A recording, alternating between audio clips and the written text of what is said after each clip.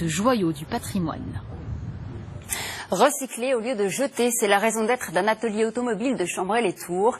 Il récupère les voitures hors d'usage. 95% des pièces sont ensuite réutilisées ou recyclées. Visite en compagnie d'apprentis carrossiers scolarisés à Tours. Patrick Ferré et Julie Postolek.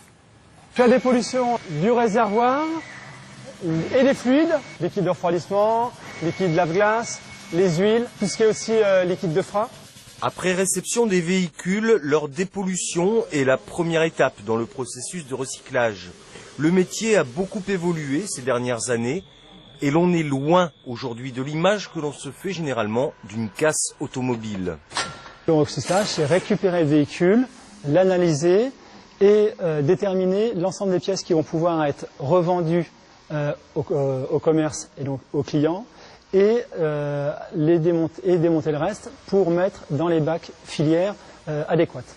Le démonteur va prendre le listing et va démonter les pièces qui sont demandées, toujours en contrôlant si l'état est bon. L'Europe demande que 95% de la masse d'un véhicule soit recyclée.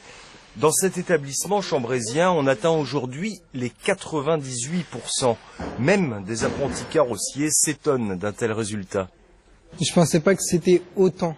Je pensais que c'était dans les environs de 50% à peu près. Mais là, je pense que c'est bien.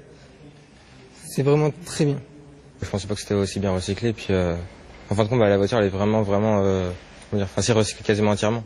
Quand c'est possible.